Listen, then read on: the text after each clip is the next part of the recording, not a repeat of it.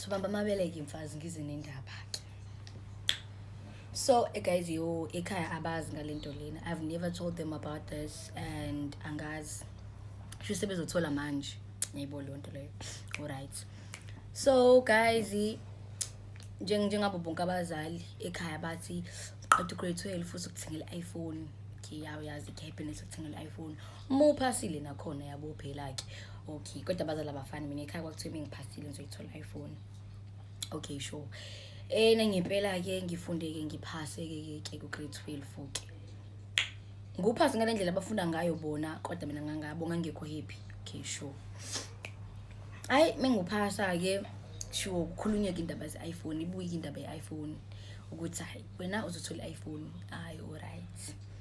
Because guys ekhaya lami ke yabo like akekho umuntu osebenza umsebenzi stable, so nganga expect iPhone 13 yabona nje kangifuna nje iX XS noma XR yabo.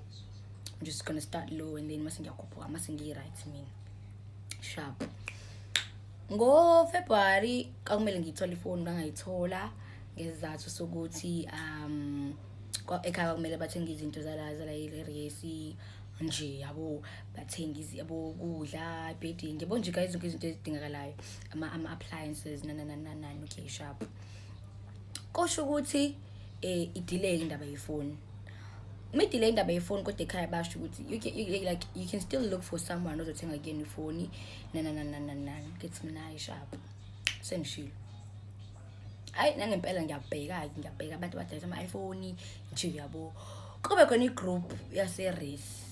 Yasebenza esikoleni, but I think yase-race. Kuleyo group loyo kube khona ugeli odayisa ama-iPhone. Lo girl loyo okay sure nakhona ngamthola ngumnganami. Abumnganami athi ayibo Chong simbonile lo nananana. Kithi mina ngimbona ngathi ama prices akhe they are very affordable nananana. Kithi mina okay sharp. Ngisho ekhaya ukuthi athi ngimtholile umuntu sebe ngangifakela imali. Okay sure. So bangifakela ngayikhipha, I had cash. Ngangqona lento ukuthi menginemali ekhadini ngiyayimisuse yabo. Ngcono mengizibe no cash ngizobeka nje ngasikhela imali ngithinta. So nganginawo cash iki. I think it was 4k 6 short of 500 kuzoba 4.5 ngiyothenga iphone. Yes. So ngihlala no 4k endlini. Ngilinde 500. Mengilinde 500 nangempela ke ekhaya bawufaka 500. Ngikhuluma nogeli. Mengikhuluma naye ugeli ugeli asho ke athi she doesn't do cash on delivery. Ongcono singahlangana mase ngomnika iphone yabona nje yabo. Okay sure nami ngiqondo nami ngiyasho ukuthi hayi bofethu vele lo girl ufunda esikoleni ngiyamthola kalula mase content yenzakala yabo, because I've heard of scams but yabonga was like angirelaxile. I know a lot of people la esikoleni. Okay fine ngangakabazi abantu abaningi but like okhona abantu nje engibaziyo and they are going to help me find that person yabo uma ukuthi uyabaleka nemali yami noma kanjani. Okay sure. Nangempela xhumana no girl athi ngimtshela ugirl mina girl ngino 500 ekhadini and then ngibe no cash, the rest is cash. So into engayenza ukuthi nginga 500 and then when we meet and you give me the phone I'm going to give you the rest. That was the agreement ne. Okay sharp. Hayi ngifake ugel 500 ngawe ngenza i-cardless ngenza i-wallet. Ngikhumbula ngoba ipin ya U1234 sure ngiyenze athi ugel sohlangana ntambama ngizomnikeza the rest of the money and then she's gonna give me the phone. Atsola the phone supplier nananana. Ngithi mina okay ntambama siyahlangana ke emoli. I think amehlane ngo4 noma ngo5, I can't remember correctly. Anesicefela bafana bala passage sorry. Okay sure. Hayi nangempela ke ugeli ke ngimfakela imali ke okay sure. Mase sihamba esemoli sekuzoshaya lezo ikhadi semehlana nazo noGeli. Ngihamba nabangani bawu2 bayangiphelezela. Sifike emoli. Okay mhlawumbe kushawa past 4 ugeli akaqhamuki. Ngiyamtext ugeli she's not answering, ngiyamfonela ugeli she's not answering. Kube khona into ethayo nontando man ahambe ku-ATM yobheka le mali oyifakile usikhishiwe yini. Nangempela ngiqhubha ikhanda lami nge-ATM ngizingefika e-ATM nangempela imali sikhishiwe.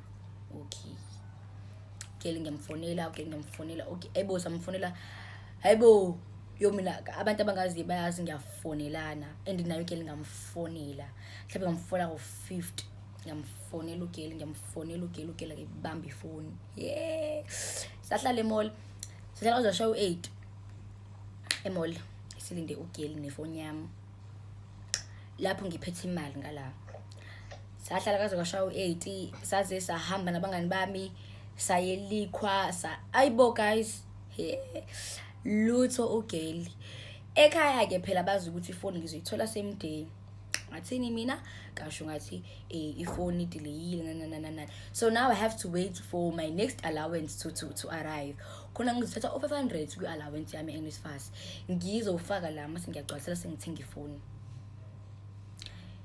ngagcina